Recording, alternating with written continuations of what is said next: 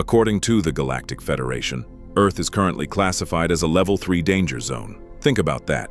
We split the atom, we built the internet, we mapped the human genome, but in the eyes of the universe, we are still prehistoric.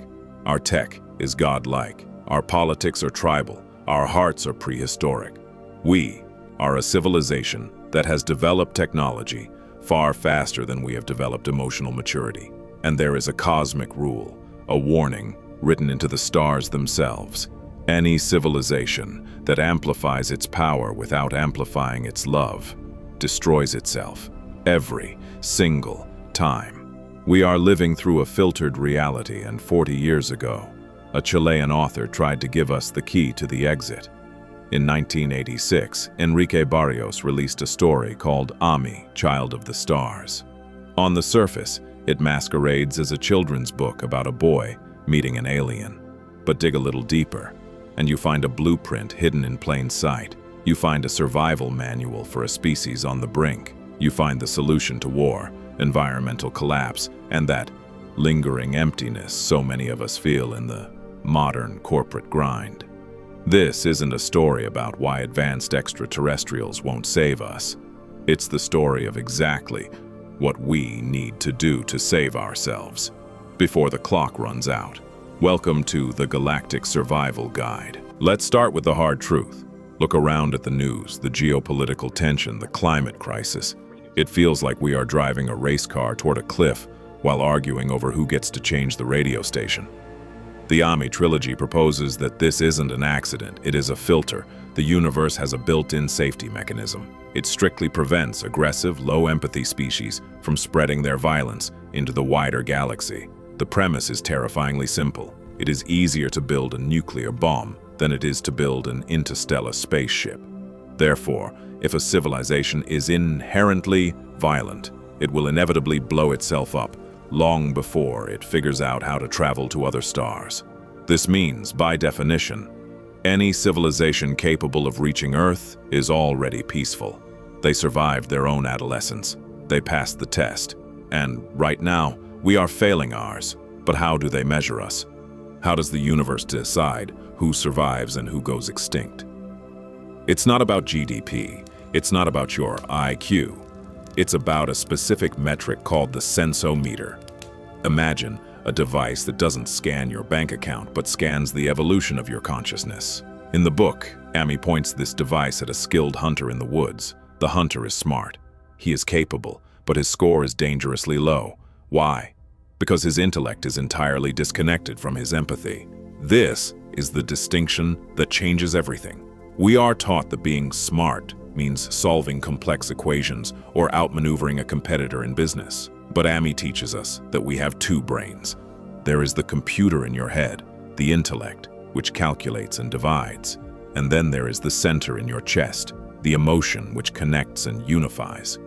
True intelligence, real cosmic intelligence, only happens when the intellect is illuminated by the heart. If you have a high intellect but a frozen heart, you aren't a genius. You are dangerous. You are the scientist building a weapon of mass destruction, proud of the engineering, while ignoring the millions it will burn. That is a low-measure being, and in the Galactic Registry, you need 700 measures to be considered civilized. 700 is the absolute minimum threshold. Below 700, you are a danger to yourself and the planet. Above 700, you unlock the next level. So what does that next level actually look like? What happens if we make it? Ami takes the protagonist, Pedro, to a planet called Ophir, and this is where the story shifts from a warning to a vision. Ophir is what Earth could be. There are no crowded, smog-filled concrete prisons. People live in lush, park-like communities. And here is the kicker.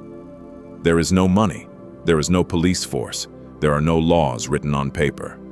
Now your cynical brain, the one trained by our Level 3 world, is immediately screaming, "That's impossible. That's chaos. Who works? Who builds the roads?" But think about the logic. Laws and police exist to force people to behave who don't want to behave.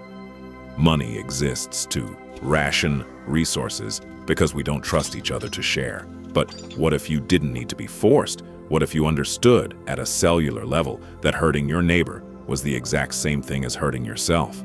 When everyone operates from a place of solidarity, laws become redundant. You don't need a law against theft if no one has the desire to steal. You don't need to hoard wealth if you know that society will provide whatever you need whenever you need it. In Ophir, it's the ultimate shared economy. If you need a spaceship, you use one. When you're done, you leave it for the next person. They have overcome the disease of possession. They understand that attachment to things is just fear in disguise, and a civilization without fear is a civilization that can finally truly live. But we aren't in Ophir. We are here, and we are dealing with a force that desperately wants to keep us stuck in level 3. In the third book, Internal Civilizations, the story introduces a concept that explains our current world perfectly. It introduces the Tyrant. The Tyrant isn't a single dictator sitting on a political throne. It's far more insidious than that. The Tyrant is a collective shadow. It is a psychological parasite, the energy of fear, division, and addiction that feeds on our unconsciousness. It lives in the drug trade that numbs our youth. It lives in the polarized political algorithms that make us hate our neighbors. It lives in the relentless consumerism that whispers, "You aren't enough unless you buy this." Every time you hate a rival sports team with genuine malice, you are feeding the Tyrant. Every time you define yourself by who you are against, rather than who you are for, you are keeping Earth in the danger zone.